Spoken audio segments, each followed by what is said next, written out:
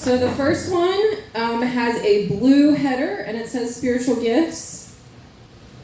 The second one is a spiritual gift reference chart that also has a header, but it goes horizontal instead of vertical. And Priscilla is going to be handing out the third item for us this morning. And I know this looks like a lot. Really, the first one is just some background notes. It's going to remind you of some of the scriptures that we've already been in these past few weeks, particularly the second page where it has all the different shapes and different scripture we've been in, and other scripture that we just didn't have time to get to, but also talks about spiritual gifts. So if you're like wanting to spend more time on this in your own like meditation and devotional time, that's a good place to start. And the later pages, we'll just see how our time goes this morning, but we may come back to the later pages that have some reflection discussions, but we'll just see how time goes this morning.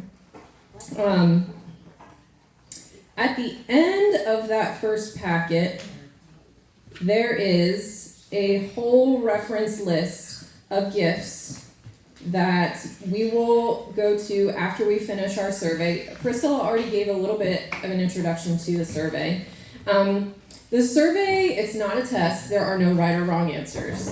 The survey was designed by pastors and researchers who dug into the scripture and was looking, okay, how can we help people see how God has given them gifts, given them special skills, abilities, experiences, all the things we've been talking about, and these things from scripture. How can we help them find them in themselves? And so they created this survey. And did you already hand it out?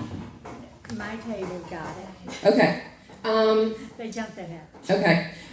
So if we can make sure that the survey's at every table, and we will have Priscilla and or David hand them out. Yep. I got it, David. And that's going to be the main, filling out the survey is going to be a main bulk of our time this morning. And when we were first thinking about, okay, so we think we should do this survey, we were considering, we could do it after the service or we could do it some other time. But Priscilla and Rachel and the leadership team felt like this was so important that they wanted us to work it into a Sunday worship service where everybody would be here. The survey, it might seem kind of long, but at the very top, once you get it, you'll see that there are 5 different response options. And so you're basically reading each one and being like, okay, how much does this statement accurately describe me? Does it describe me like really well, like all the time? Does it just describe me some of the times? Does it describe me once in a while, or does it not describe me at all? And so we'll get those passed out.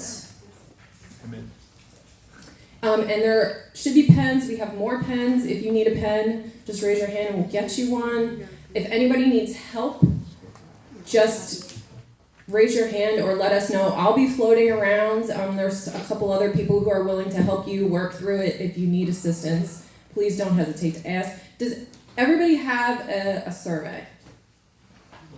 Yes? Okay. Just thinking if there's anything else you need to know.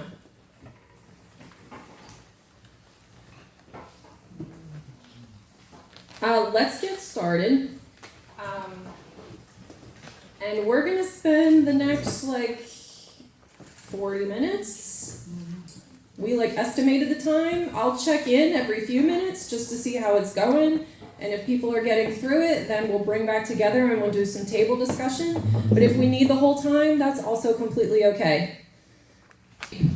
We have some extra copies of this, but your My shape has, it's a picture of a little person, your name is at the top, and then each little shape block is where you fill in what you've learned about yourself from the past few weeks. And it's a little wonky, but the purpose is for it all to be in one place for you to look at and be like, okay, these are all the things that make me me. Where is the overlap between these things? And then in praying through that, being like, okay, God, show me where the overlap is and show me what you want to do. And this is kind of the first step to take to figuring out what God is calling you to as a unique person.